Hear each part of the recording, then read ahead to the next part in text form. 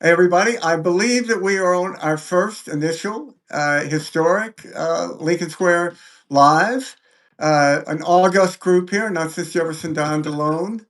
My friend Rick Wilson, and one of my favorite people in the media landscape in the world, Mehmet Hassan. So, Rick, why don't you kick it off here? Sort of a Sure. Mehdi, you are known as somebody who cuts to the heart of an argument and gets right into the essential nature of what people are talking about and facing.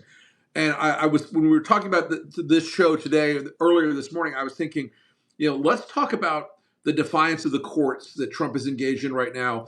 And I want to start specifically on the questions of immigration and of their absolute defiance of court orders, large and small, both in the mass deportations to El Salvador of a lot of these Venezuelans who are allegedly part of TDA, and the Khalil case and other cases where they are plucking people with green cards and legal residency out and shipping them off Yeah. for things that are not criminal, but that they find ideologically unacceptable. It is truly chilling. It's Ramadan right now, Rick, and a Right. lot of Muslims getting together in the evenings for events. I've been to a few events recently. The only topic of conversation right now in brown communities is, have you got a plan B? Where do we go? What happens if this shit continues to hit the fan? If the fascism that we all warned about and were worried about becomes very real, which it seems to be by the day. We're Right. speaking on a day, guys, where Donald Trump has posted saying the judge should be impeached, Boasberg, who ruled against him on the Venezuela El Salvador case, because he's a crook, apparently. Because he ruled against him. We're living. First of all, I know all three of us have played this game. It's a frustrating game, but let's play it anyway. Can you imagine if Joe Biden had said Samuel Alito should be impeached? He's a crook Right. after the Dobbs decision. People would have Right. lost their minds. But we now live in a world where you know this better than me. We've normalized Trump. We grade him on a curve, so he can just say impeach a crooked judge, and it won't even be the top story on the network news tonight.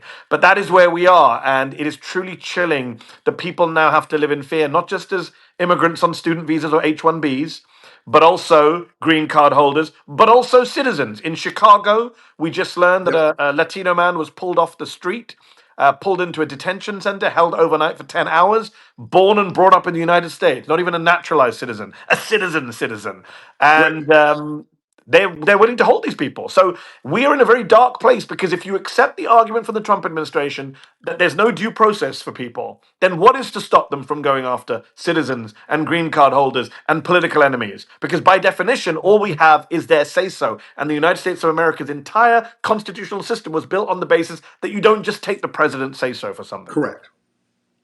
Correct. I think that idea that the waving the magic wand of declaring anyone a terrorist and saying I have unlimited power now outside of any judicial framework is a singularly dangerous way for a president to behave.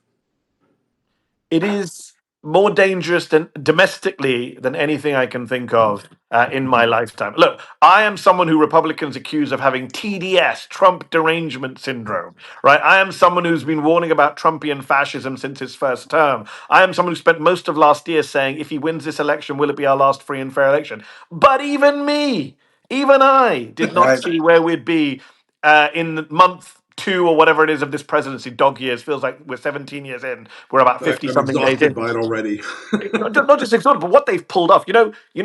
Donald Trump is a liar. Everything he says is a lie. But what he said in his joint address to Congress was true. He said, we have done more in our first 4 weeks than most presidents get done in 4 years. And he's right about that, I'm sorry to say. He Sure. has done more in terms of damage, in terms of undermining our Constitution, in terms of wrecking the federal government. What he's doing to the federal bureaucracy, Ronald Reagan could never have dreamt of over 8 years. What Musk and his Right. libertarian, Ayn Rand, racist kids are doing is on a level I've never seen a Republican Party do before. So he's right about that. And I think that is someone like me who warned against Trump. Even I didn't think this. And by the way, you've all seen the Politico story with Paul Dans, the architect of Project 2025, saying yesterday, this is beyond my wildest dreams. Right. So the people who love him and the people who hate him, we're all saying the same thing. Wow, this has gone beyond anything we even imagined.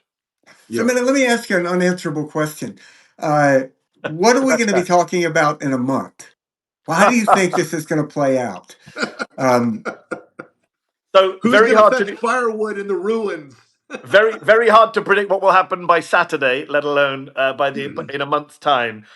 Given all the craziness. I mean, these are the masters of flooding the zone, right? Steve Bannon has made it very clear that flooding the zone is their strategy. That days of thunder, I think he calls it now, and they're right about that. That's what they're doing. They're overwhelming us. What we're looking at home at what's happening to Mahmoud Khalil. Meanwhile, they're bombing Yemen and starting new wars in the Middle East, and Netanyahu's back Mhm. to genociding in Gaza with Trumpian support. Remember, he ran in Michigan saying Liz Cheney's a warmonger. I'm going to be the candidate of peace.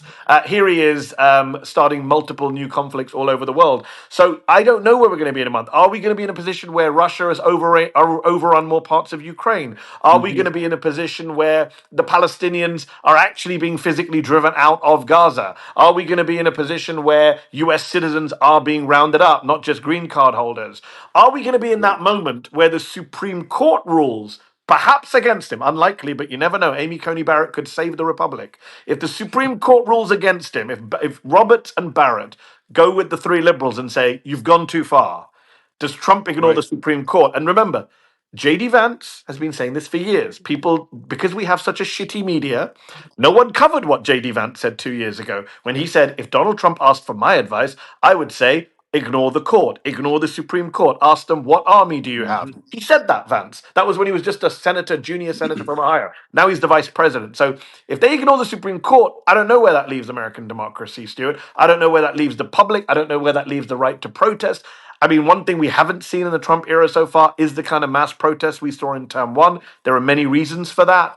Whether that changes anytime soon, because if we do get mass protests, then the question is, how does Trump respond? How does the National Guard respond? What does he federalize? What does Kash Patel and the FBI do? There's all sorts of knock-on Mhm. effects from Yeah, that as well. I think it's really worth looking back at a little history here because I was shocked that Tom Cotton spoke out yesterday saying how outrageous it was that we actually basically had three divisions of government, and the courts actually could have an opinion. So if Tom Cotton, Arkansas, cut to 1957, Arkansas, after Brown versus Board of Education.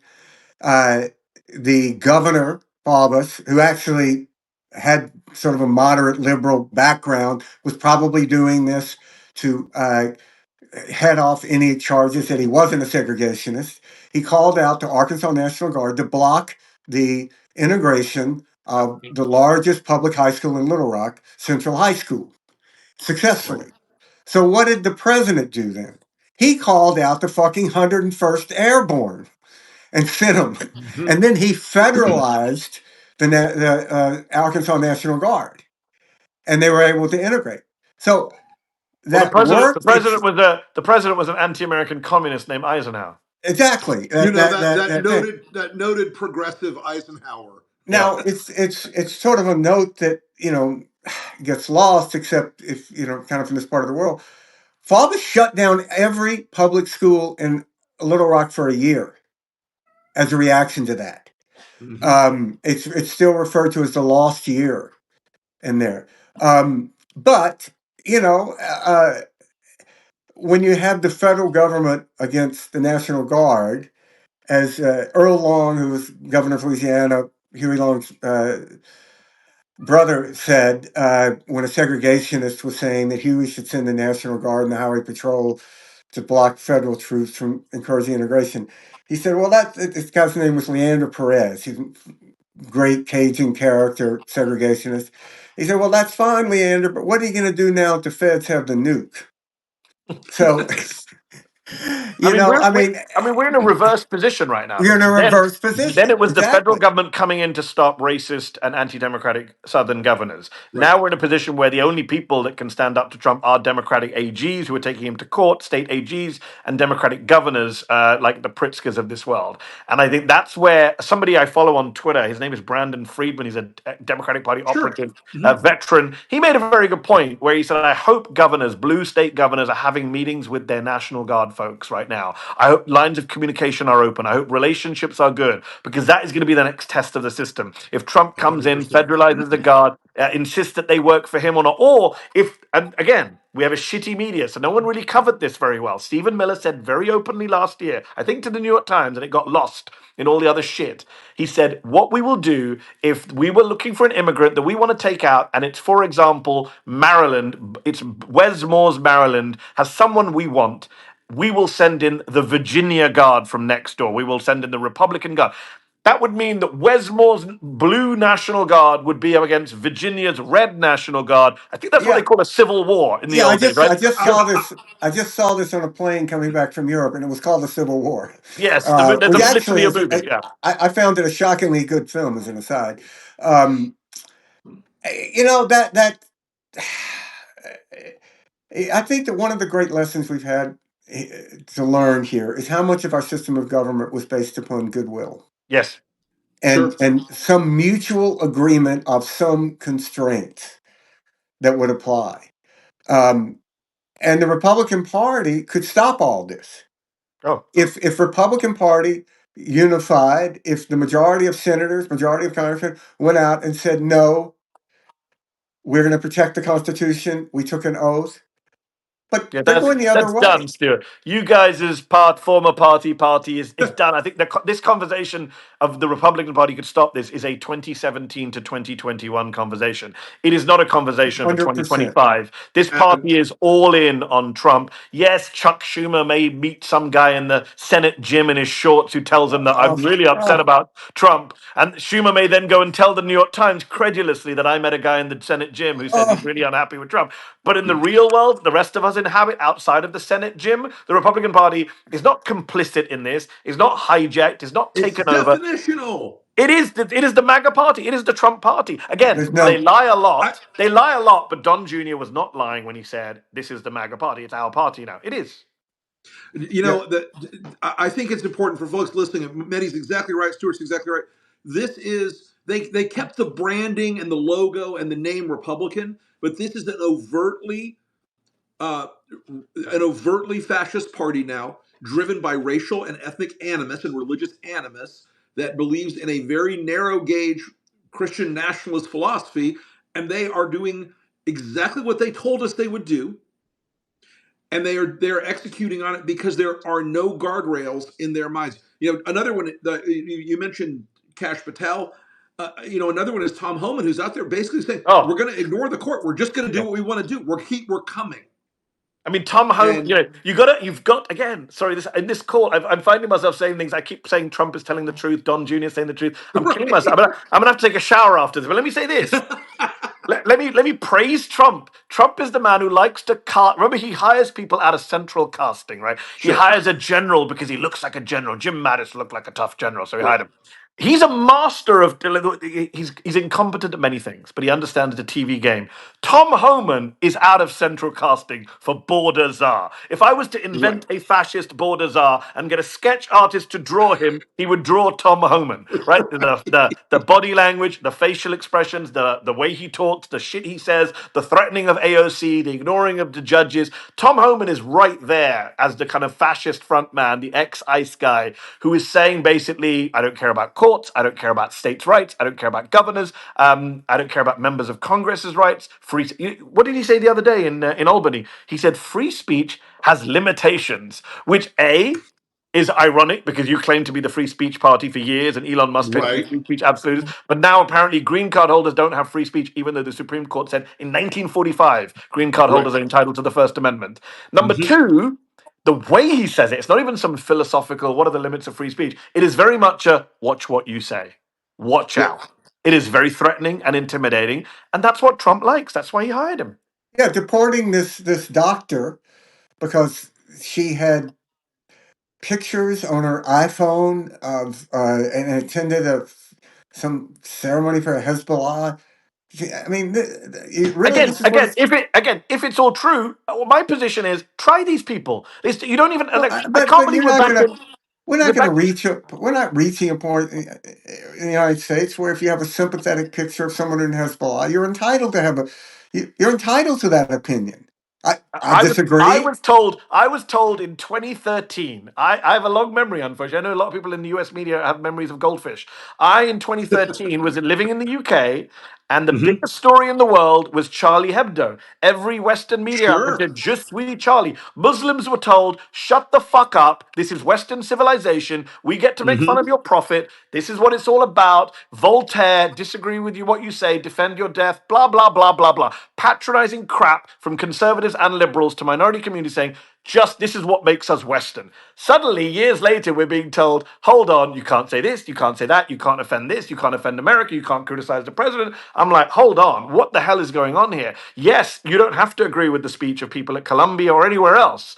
But the First Amendment gives very broad rights to, including hate speech, by the way. And I come from, I'm an immigrant. I've been an American citizen for 5 years. I come from the UK, where the free speech laws are different. Right. America does Sure. have more free speech in its First Amendment. That's what something Americans used to brag about. Now we have Homan saying limitations. We have people going after, whatever your affiliations are, and no one even wants to test this shit in a court of law. To go back to Stuart's original point, Right. the crisis we're in right now for the last 72 hours is that we are saying that the president of the United States can point at a bunch of brown people with tattoos and say, you are terrorists and gang members.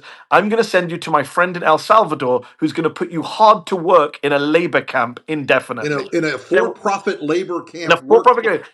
Yeah. And there will be no judicial review. There will be no court case. There will be no testing of the evidence. You have to take Donald Trump and Caroline Levitt's word for it. That I don't. If you, I mean, we cannot live in a country like that. That is insane. It is. You know, It is. I think about a scenario. If you go back to your Virginia National Guard versus Maryland National Guard, Trump would tell everyone in the Virginia National Guard, "I will pardon you Yes. Sure. if you whatever you do here. If you have a gun battle 100%. here and you I kill don't think he even needs to say it, Stuart. The expectation is already out there. and that's what they've allowed to happen when there was no opposition at all, no outcry, when he pardoned the cop beaters, the worst of the worst of January 6th. Hmm. Even J.D. Vance said the day before, well, I mean, he's not going to do that. And then, of Yeah, course, he did. Pam Bondi Right. Yeah, said it in Pam her Bondi, Senate Pam hearing. J.D. Vance. Bondi. Yep. In fact, apparently his own staff said it to him, and according to I think Axios, he said, "Fuck it, release them all." Yep. Yeah. And I heard from inside the White House that the most shocked person of all was Susie Wiles, who had told other people, no, we're not doing that. We might case by case a few small ball ones here and there, little old ladies or what have you, but his own chief of staff had no idea this was coming. Second most powerful person in Washington. yeah, So right. yeah, Well, look, okay. before we go, man, tell me what does Zetio mean? Is that the correct pronunciation? Zetio? Zeteo is an ancient Greek Zeteo. word. Zeteo is an ancient Greek word going back to the time of Socrates and Plato, which means to seek out, to inquire, to struggle to find the truth. And when we were trying to come up with a name, my colleagues and I, for our new media company, which is coming up to our first birthday in April, we're nearly a year old. Time flies, unfortunately. And a year ago, we were trying to come up with a name. We thought, what better name than this one? Because we are living in a world where, to go back to Kellyanne Conway, there's alternative facts, there's people making up their own news and truth. The reality-based universe is under assault. And therefore, if we're going to be a media organization, we are going to go out and we are going to struggle to get to the bottom of things. And also, it's not just a critique of the Trumpy era we live in, guys. It's a critique, as you well know and you share, I know, of our liberal media, which doesn't want to search for the truth, Yeah. that doesn't Liberal. actually want to find out what is true and false, simply No. wants to be stenographers, simply want to repeat. Even now, the White House says. That phrase has no meaning, yet reporters use it as if it carries any kind of authority. The White House says, the DOJ said. We must stop just simply repeating what the people in power say when the people in power have spent 10 years lying to us. And look, the philosophy of Zeteo, and I've said this before, is the philosophy of saying the truth. If somebody's a racist, you say racist. You don't say, he may be racially tinged. They may be racially divisive. You say racist. You say fascist. You don't run away from these words. And, the job of a journalist, as the saying goes, if Mr. X says it's raining outside, Mr. Y says it's not raining outside, the job of a journalist is not to say X says it's raining, Y says it's not raining. The job of a journalist is to open the fucking window and see if it's raining outside. How do you tell both sides of a lie?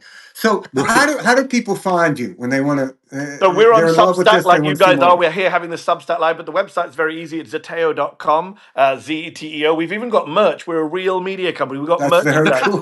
Very That's cool. what makes That's us the real. test, Not man. winning, That's not the test. Yeah, not winning. We won an Exactly. award. We won an award for our new podcast, but that doesn't matter. It's the merchandise that really It's the makes it a real, merch. that makes it a real media Get the company. shirt, people. But See, you have become an American now. So but this yes, is this. very much so. Very much so. So very that's very American of me to have the merch. You know Threw it what? up. God bless capitalism. There are three. Look at me. I'm saying God bless capitalism in a call with two former Republicans. I would have laughed if you told me that 10 years ago.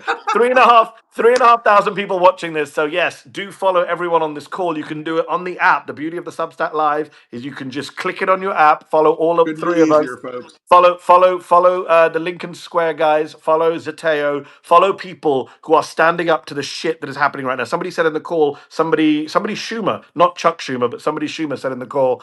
What do we do? I think it was Wendy Schumer. I saw in the comments, and I would say, Yeah. look, as a first step, support each other. Right? Stick with like-minded people. Stick around people who believe in citizenship, in American principles, in the Constitution, in the rule of law, in a free and independent press. So support those of us in independent media who are trying to hold the line while Washington Post and Bezos roll over, while Meta and Zuckerberg roll over, while Right. CNN and Mark Thompson roll over. Support those of us who are actually having these difficult conversations about the shit show we're living through. Real Yeah. talk, my friend. Thank you, Mehdi, so much for coming on today. Really appreciate Thanks so everything much. you do, and keep at it. We'll talk again soon. Thanks, Talk guys. to you Keep fighting soon. the good Thanks so fight. much, Thanks, buddy. everyone. And Bye folks, bye. we'll see you back here in just about 20 minutes, 25 minutes with Katie Fang.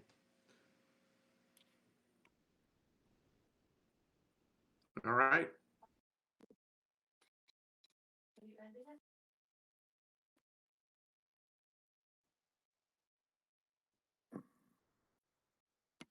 I, I don't know how.